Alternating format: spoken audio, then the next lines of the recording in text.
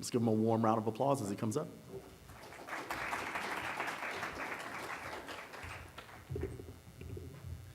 Good afternoon, everybody. My name is Tristan Dai, and here's my topic.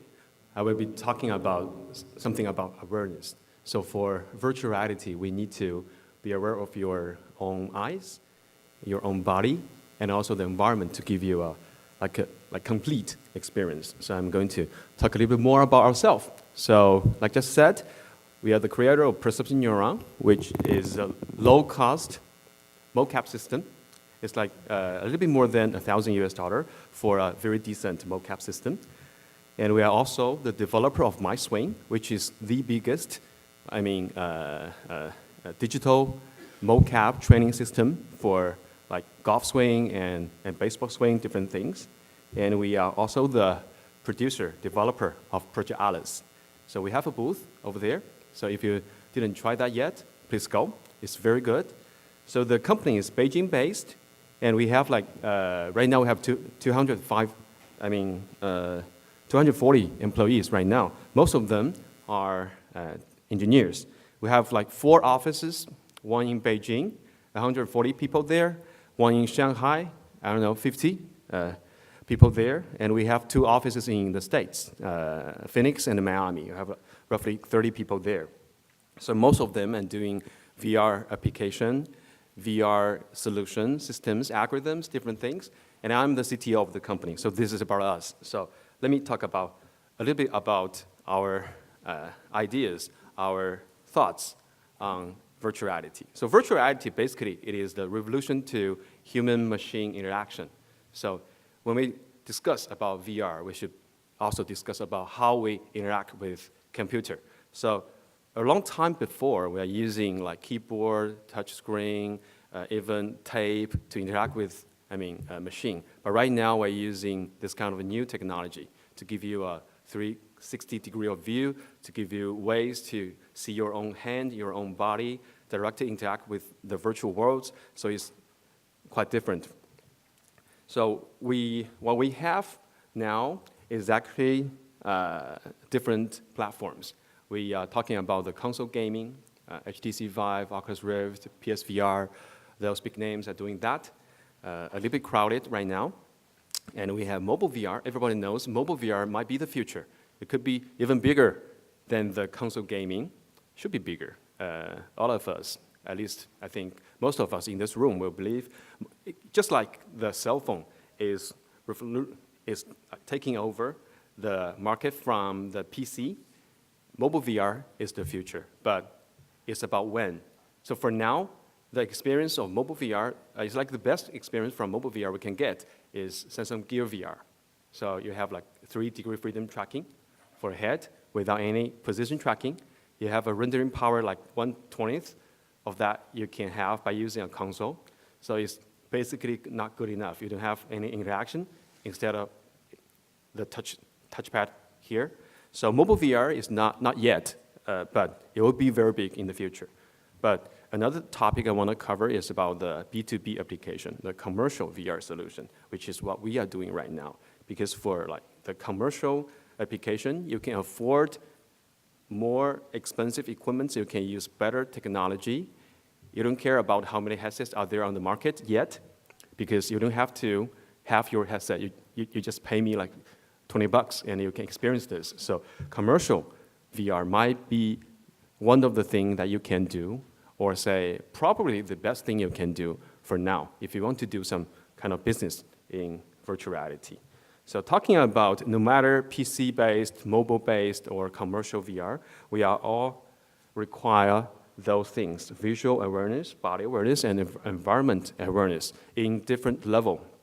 So let's talk about like 3 years ago when we have DK1. At that time, almost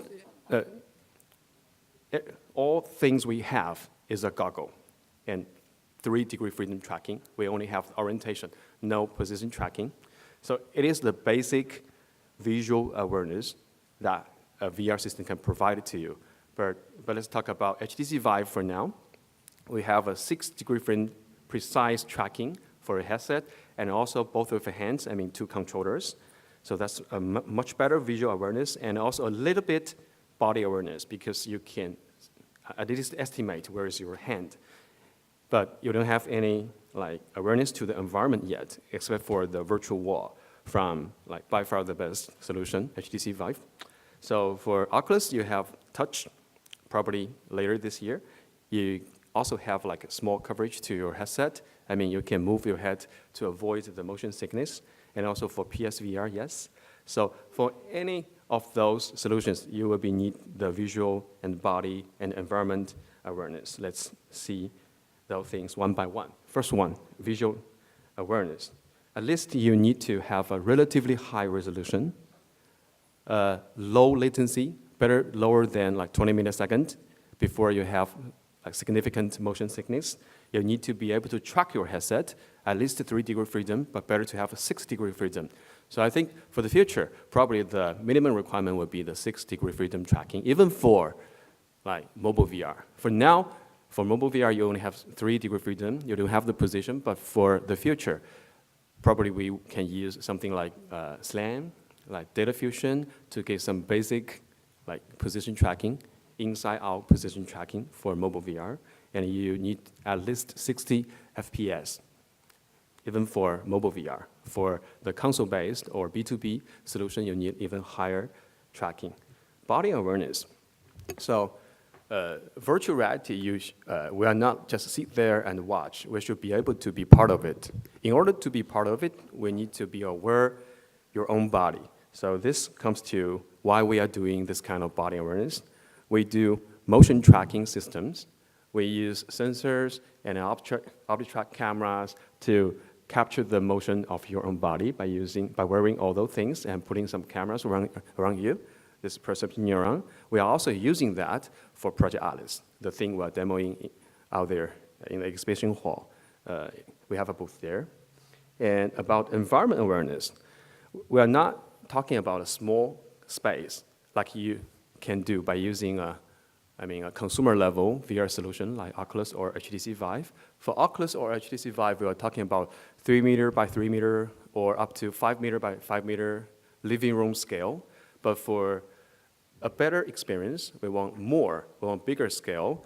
The booth we have here for the exhibition, we are covering a 6 meter by 6 meter room.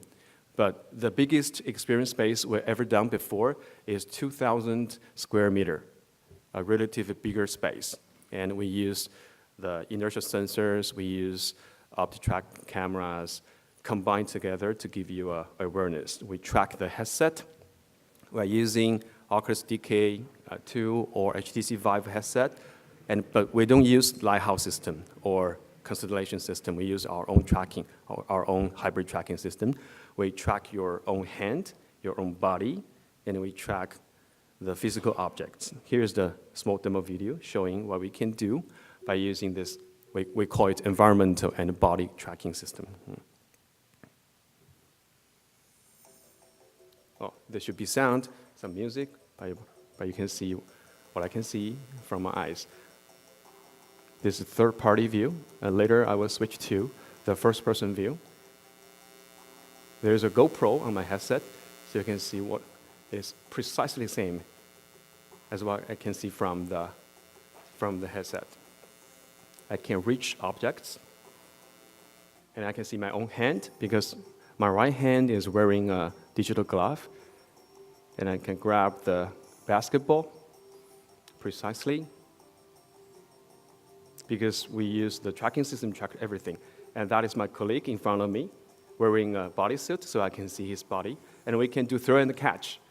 And this is very, very difficult. If you can throw a thing like that and you can catch through a 3D goggle, that means the tracking accuracy is in millimeter level, and the latency is very low. I can do spinning ball like this, which I can do in the real life, but through a goggle, you need to have very, very low latency in order to do that. We brought this system to SVVR, so our booth is 301, I believe. So later on, if you want to experience, you can go.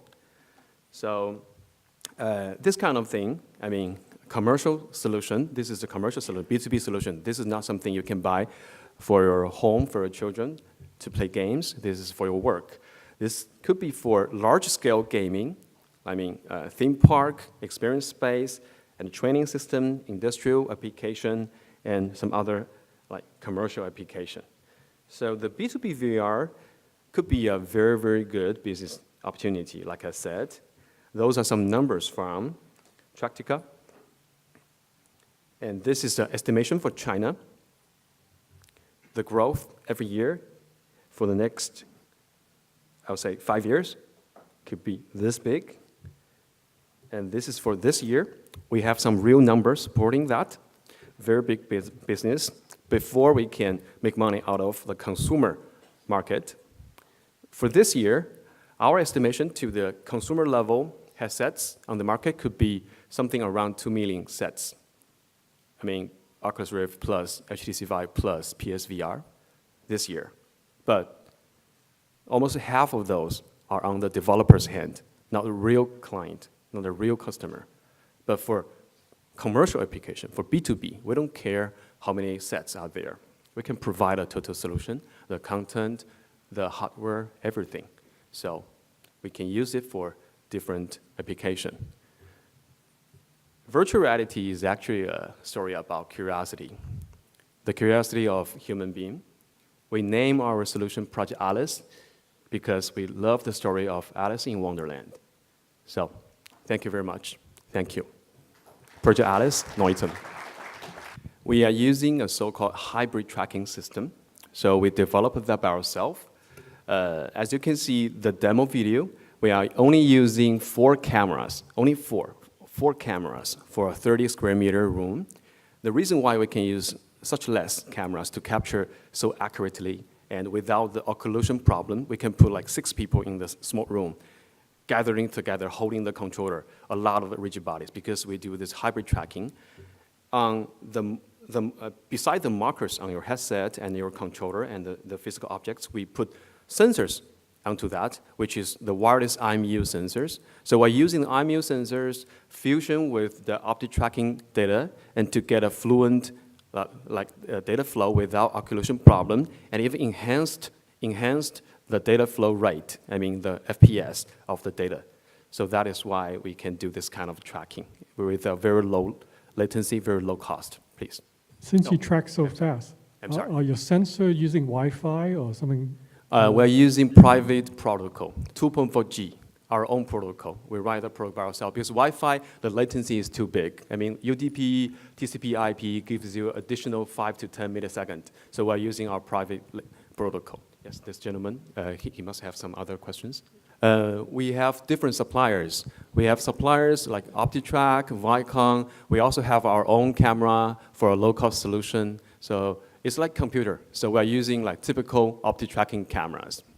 What application are you using for business? Second? What applications have you been doing in business? Right now, the most important market for us is like 3 of them. First of all is entertainment, talking about theme park, experience space, offline experience space. And the second part is education. Actually, education is a very, very big market for us. We license, or say we sell the total solution to schools. It's like enhancement to their media class, multimedia class. And another is exhibition, display, demo purpose. For example, General Motors, Mercedes, they can use that for the dealer shop, different things. Oh, the size, the sensor on the glove is very small because you need to put that on your finger. It's only 10 by 10 millimeter. But the sensor we use, the wireless sensor we use for the hybrid tracking is a little bit bigger, is the size of the matchbox, because we need to put battery and a wireless transmission module into that small box. So we have some real sensors demoing over there in our booth. So later on, if you like, you can give a look. Thank you.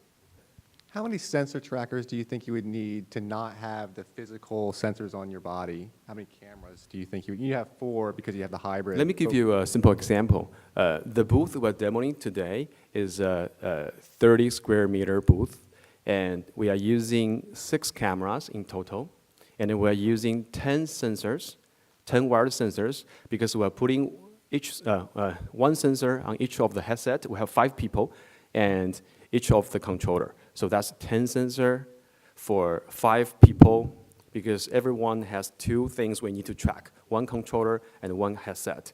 And if you want to add more, we just add more. The physical limitation is not very low. I mean, we can support like up to like 30, 40 sensors at one time. And the cameras, if you have like a bigger space to cover, you simply add more cameras. Do you provide an SDK if you want to use Fusion with other sensors, including your IMUs? For now, we are being very, very conservative. So we provide a total solution. We don't provide SDK to the public. We only provide an SDK to our content partners, to our technology partners, and we are trying to limit people's expectation. For example, we can totally give a full bodysuit and 2 hands to everybody, but we think that will enhance the management effort greatly. That make my clients very hard to run the space. You don't want to wait for like 20 or 30 minutes to put on the bodysuit. So for most of our application, we suggest our clients to limited number of the people experience to like less than 10 people, and don't give them gloves unless it is necessary. Don't give them bodysuits unless it is 100% necessary. Give them controllers, make sure everything runs fine. We need to make sure the latency is low, no motion sickness, no dangerous things will happen during the experience. We need to make sure everything is fine-tuned. So for the SDK, we are also very, very sensitive, very, very conservative to bring new technology into it. But we are doing a lot of like research. Definitely, we want to bring more technology, like tactile feedback, like different things into our solution. But for now, we want to make sure that works. Okay, that's the top priority for us. For now, it will be very, very difficult. We can try to minimize the numbers of the external reference points to the minimum number. But for now, at least you need to do some like correction, because by using the inertia sensor only, you have error accumulation, you have drifting, but you can use a relatively small number of reference points, not only by using optical tracking system, but also some like magnetic system to minimize the error. So still, for now, we think a hybrid system is the best option for large-scale like B2B solution. Do you see a difference in the adoption of Yes, your of offering? Course. Yes, of course. For first of all, the major cost in China, especially in the first-tier city, is not equipment. It's the rental for the place, because the rental for the place is extremely expensive in Beijing, in Shanghai, but relatively, I have to say, much lower in United States. So for United States, people care about how expensive is your equipment, but for the big cities in China, people don't care about that. People care about where I should put my, theme park, where I should put my experience space. So it's quite different. I mean, the business model is different. You know, karaoke and net cafe never got successful in the States, but very, very successful in Asia. So what I believe, probably for this kind of B2B, like entertainment application, China, Asia, Japan, Korea is a better place as compared to the States. Thank you very much. Thank you.